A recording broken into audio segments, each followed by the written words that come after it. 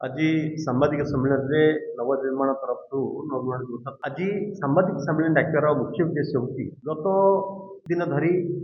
गत 14 तारीख में सौम्यश्री बीसी इला सम्मेलन करने जो घटना घटी हाराहारी सबू राजनीतिक पार्टी भिन्न भिन्न क्षेत्र में सबू राजनीतिक पार्टी हो संगठन हो निज क्षेत्र में निजर प्रतिक्रिया व्यक्त कर जोटा कि विरोध प्रदर्शन कर किंतु नवनिर्माण युव छात्र संगठन जोटा गंभीरता सहित नहीं ए पर्यंत स्वाधीनतार 77 वर्ष भितर देखा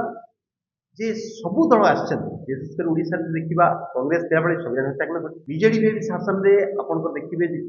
इतिश्री बेलगा ठार आरंभ कर परी ठार आरंभ कर रुचिका महत्ता आरंभ कर भिन्न भिन्न घटना घटी एवं एबे समाज बेसी को नहीं घटना घटला सबु समय जेहेतु सिविल सोसाइटी पार्टिसिपेशन एवं रिएक्शन प्रतिक्रिया से बड़ी सीरियसली आसी पारनी गोटे एक्शन क्षेत्र में तेणु जो प्रतिक्रिया आसिले सरकार सचेतन हेबे एवं इमिडिएट एक्शन नेबे सेटा हे पारनी एवं द्वितीय कथा जोटा आमे देखिले जे समय से बेसी गोटे साधारण महिला भाव घटना घटी से कथा नुहे सी लड़ी लड़ी आसी गोटे विप्लवी आत्मा भाव लड़ी लड़ी आसी जमी इतिश्री घटना घटला इतिश्री कहला मो मला मो पे मो पाउस लड़ किंतु कले कौन व्यवस्थार बड़पंडा मान तार केस सीबीआई केस बंद करदे एवं इतिश्री केसटा पूरा बंद हो गला किंतु कथा हूँ इतिश्री जो कही कि मो पाउस लड़ी से पाउसर बनी पुणी सौम्यश्री उपर आज ठिया काली तो आउ क्या ठिया हो कि कथा उठुची एमाने जो इतिश्री हो कि सौम्यश्री हो एमाने जो लड़ुंट ये आंकर लड़वा झांसी राणी लड़वा ठार कौन कम नुह झांसी राणी से ब्रिटिश शासन विरुद्ध में ब्रिटिश सरकार विरुद्ध लड़ुले देश हटाइवाई कि ये जो पड़ोसी व्यवस्था को हटाइवाई सौम्यश्री बेसी जो बलिदान झांसी राणी बलिदान ठार कम नुह तेणु नवनिर्माण परिवार नवनिर्माण युव छात्र संगठन नवनिर्माण कृषक संगठन सौम्यश्री बेसी को आज शहीद मान्यता दे किभली आज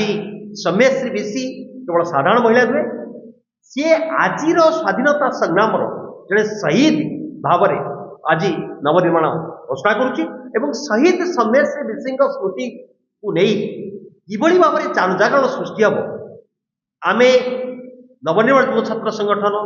अगस्ट 4 तारिख गोटे पदयात्रा बाहर बालेश्वर एफएम कॉलेज जोटा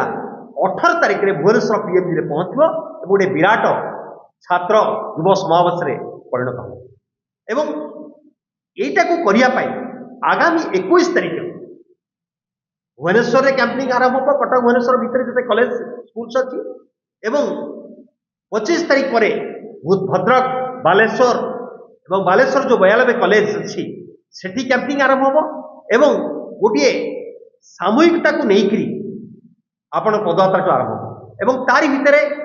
आमे जोटा निष्पत्ति करिचु ओडिशार 4टी स्थान रे आपनकर जमी भुवनेश्वर हम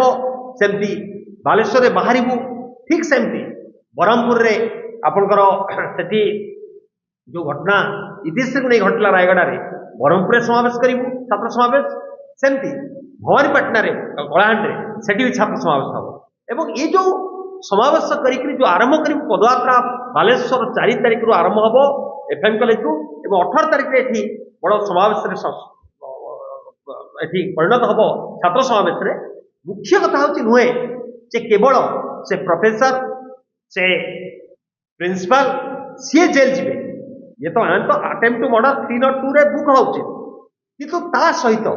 जी जी ये दायी से परिमाण में आईएससी एसपी कलेक्टर भी दायी एवं नैतिकता दृष्टि सेठिकार एमएलए एमपी ओडिशा सरकार उच्च शिक्षा मंत्री एवं मुख्यमंत्री नैतिकता दृष्टि से परिमाण में दायी कारण जदि नैतिकतार कथा नवा जिते स्वाधीन भारत में रेल दुर्घटना है प्रधानमंत्री आदर्श प्रधानमंत्री लाल बहादुर शास्त्री कहले ट्रेन धरी ड्राइवर जी दायी मु ट्रेन मंत्री रेलवे मंत्री से दायी तेज इस्तफा देवे ठीक से भाव में जदि उच्च शिक्षा मंत्री मुख्यमंत्री एमएलए एमपी भावुता से नैतिकतार पालन करने चाहते भी नैतिक दृष्टि इस्तफा दवा उचित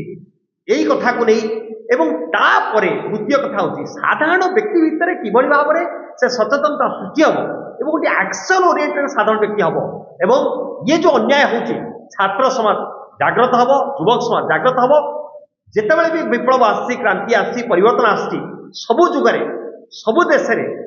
छात्र युवक नेतृत्व नहीं आज भी विश्वास करूँ छात्र युवक नेतृत्व साधारण व्यक्तिर बुद्धिजीवी नेतृत्व केवल पार्टी पे नुहे माटी पे हवा उचित माँ पे हवा उचित तेणु माटी मार सम्मान पाई सम्यश्री बेसी शहीद सम्यश्री बेसी सम्मान पाई आत्मसम्मान पाई माँ को सम्मान दे समस्ते निजर विवेक अनुसार ठिया हे और सक्रिय हे ताले सम्यश्री घटना घटना ना एवं सरकार शिक्षानुष्ठान भाव में से प्रयास करेंगे जो शिक्षानुष्ठान ये घटना न घटू से व्यवस्था से आज सामाजिक सम्मेलन कौन नवनिर्माण युव छात्र संगठन नेतृत्व मनोरंजन दौरान